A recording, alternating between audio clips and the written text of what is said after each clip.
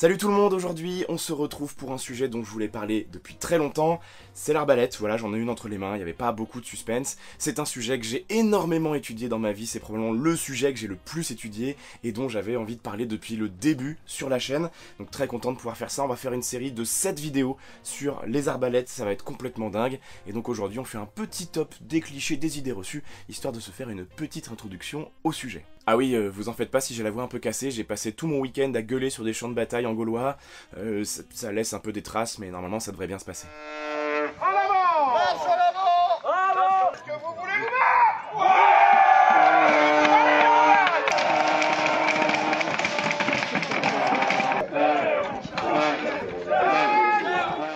L'arbalète est une arme qui m'a toujours fasciné. Elle m'a toujours fasciné parce que c'est la plus méconnue des armes les plus connues historiques. C'est-à-dire qu'en fait vous connaissez tous et toutes à peu près l'arbalète, vous savez à peu près ce que c'est, vous en avez vu dans des films, dans des séries, dans des trucs comme ça, mais au-delà de ça, eh bien on se rend compte que c'est une arme que les gens connaissent très peu. Et quand je dis les gens, c'est évidemment vous tous et toutes, mais c'est également la littérature scientifique. Il se trouve qu'il existe assez peu d'ouvrages scientifiques sur l'arbalète, assez peu d'études, et assez peu d'études qui sont pertinentes et de qualité. Du coup, c'est une arme que, de manière générale, on connaît assez peu.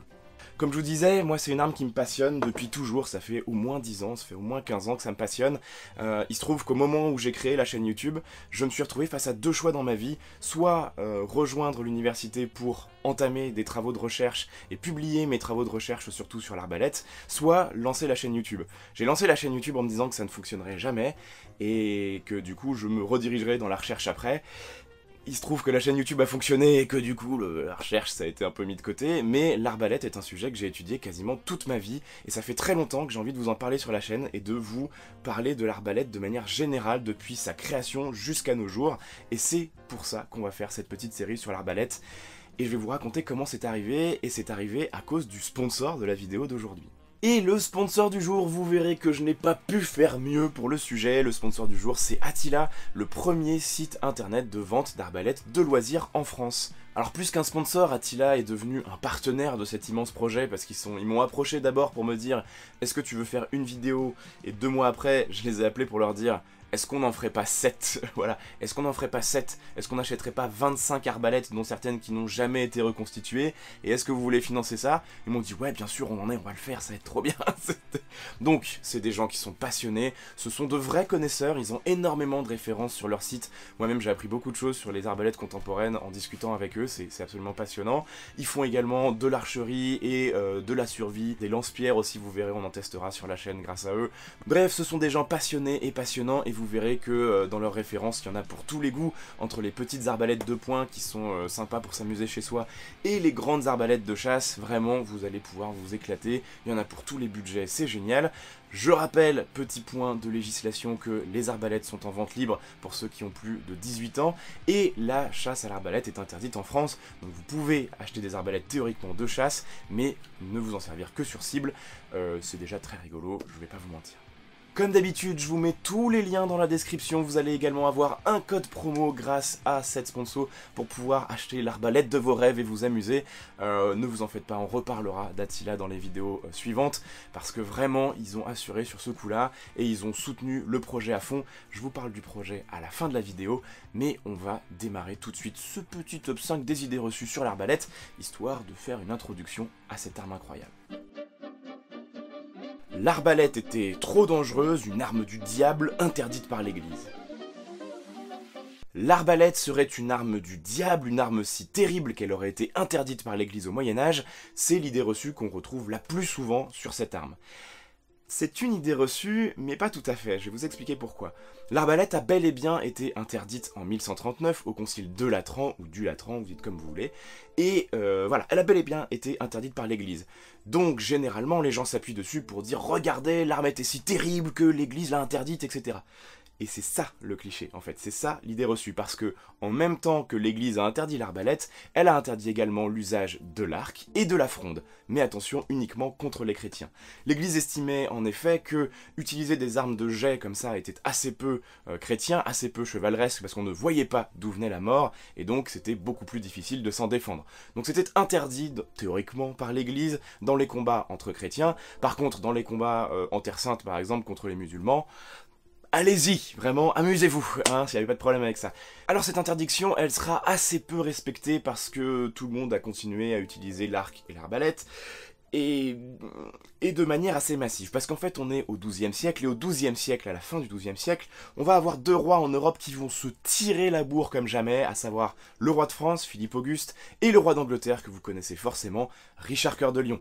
Ces deux rois sont très ambitieux et très dynamiques et ils vont se tirer la bourre sur tous les domaines et notamment ils vont créer des très grandes unités d'arbalétriers d'élite. C'est à ce moment-là que l'arbalète au Moyen-Âge commence à prendre son statut d'arme d'élite et du coup ils vont continuer très clairement malgré l'interdiction de l'église à l'utiliser assez massivement.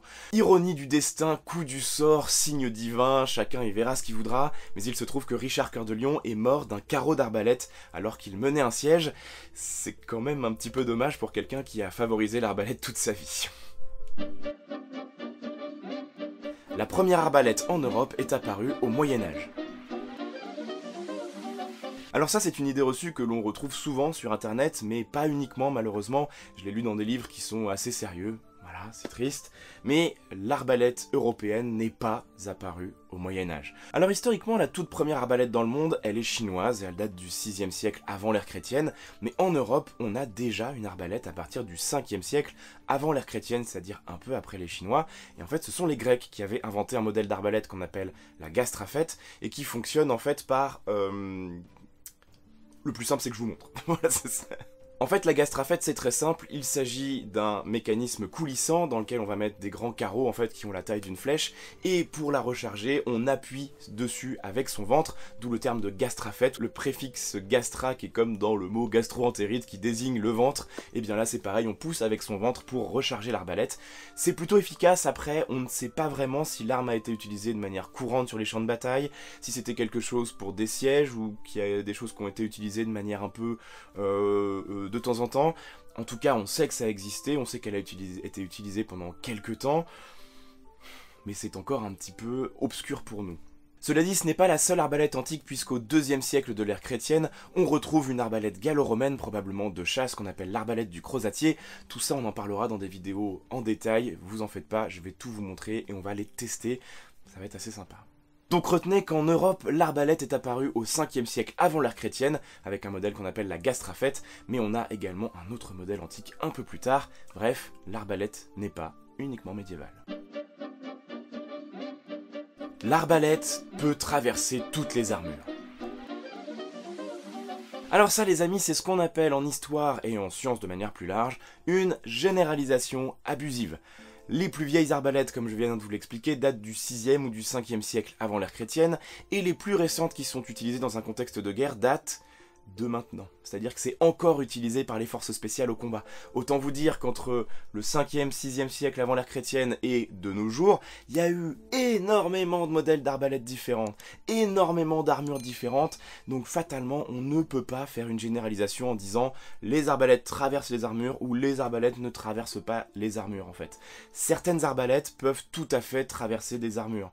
Certaines arbalètes peuvent traverser certaines armures, et certaines armures peuvent arrêter des arbalètes. C'est le cas par exemple à la fin du Moyen-Âge, on a des sources qui nous disent que certaines armures de plaques, l'armure de plaque c'est ce modèle-là, évidemment le plus connu, l'armure qui est faite de plaques d'acier tout simplement, eh bien certaines de ces armures peuvent arrêter les carreaux d'arbalète, et elles sont vendues pour arrêter les carreaux d'arbalète, c'est un argument de vente très fort, ça ne veut pas dire pour autant que toutes sont en capacité de le faire, mais que effectivement on sait faire des armures qui arrêtent les carreaux d'arbalète.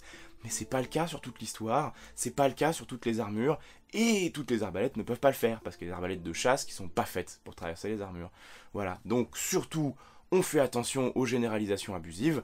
Certaines arbalètes peuvent traverser certaines armures peuvent arrêter des arbalètes. Voilà, des carreaux d'arbalète évidemment, on lance pas l'arbalète sur l'armure comme ça. Voilà. L'arbalète ne nécessite aucun entraînement et serait une arme de paysan. Alors ça, c'est une idée reçue mais qui se cache derrière une réalité. La réalité, c'est que si vous, si moi, si quelqu'un qui n'a jamais utilisé d'arbalète de sa vie en récupère une, eh bien il va relativement facilement pouvoir toucher des cibles approximativement sans trop d'efforts. C'est à peu près à ça que sert l'arbalète. Mais c'est oublier quelque chose, petit point de détail, c'est le contexte d'utilisation de l'arbalète et qui se servait de l'arbalète. En réalité, beaucoup de chercheurs et moi-même pensons qu'à partir du Moyen-Âge, l'arbalète devient une arme d'élite maniée par des soldats d'élite qui serait en fait la naissance du soldat d'élite au sens contemporain du terme, au sens de soldat spécialiste. Donc, l'arme de paysan, on n'y est pas. Je vous explique un petit peu. Au XIIe siècle, donc, on a nos deux petits rigolos dont je parlais tout à l'heure, Richard Cœur de Lion et Philippe Auguste, qui se disent que tiens, cette arbalète qui existe déjà depuis un moment, en fait, elle est très efficace, on pourrait l'améliorer, en faire des armes d'élite, mettre ça sur des soldats d'élite, qui pourraient avoir des rôles déterminants sur le champ de bataille. Et à partir du XIIe siècle, la chose ne va faire que se développer, on va voir apparaître un statut social, en fait, complet, derrière les arbalétriers. Comme je disais, les arbalétriers sont des soldats spécialistes, c'est-à-dire qu'ils sont très bien équipés, très bien payés, extrêmement bien formés, et on va leur demander d'être également extrêmement efficaces.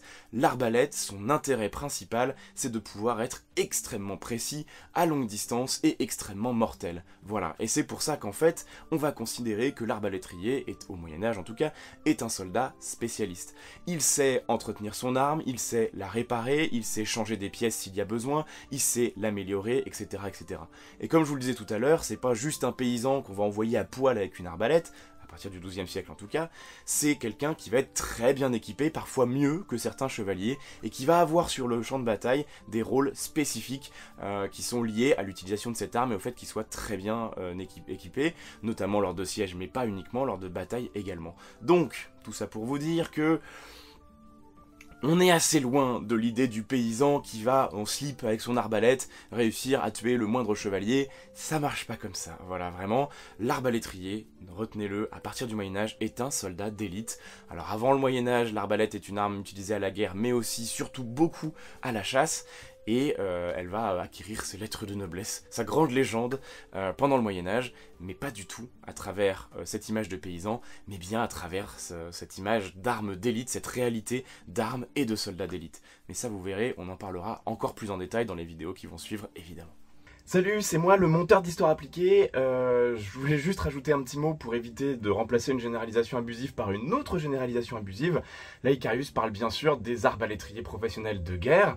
On a des sources assez nettes à la fin du Moyen-Âge d'arbalétriers qu'on va appeler des arbalétriers occasionnels, notamment peut-être pour des révoltes paysannes avec des arbalètes entièrement en bois de facture un peu grossière, on va dire ça comme ça.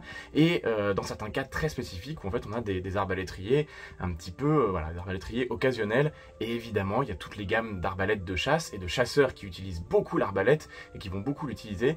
Donc voilà, il y a une réalité qui est plus large que simplement les professionnels de guerre, mais en tout cas les professionnels de guerre peuvent être considérés souvent comme des arbalétriers d'élite. Voilà, allez, retour à la vidéo.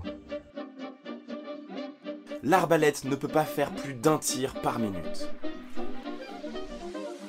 L'arbalète ne peut pas faire plus d'un tir par minute, et c'est à cause de cette cadence de tir pas terrible que les Français auraient perdu une bonne partie des batailles de la guerre de 100 ans.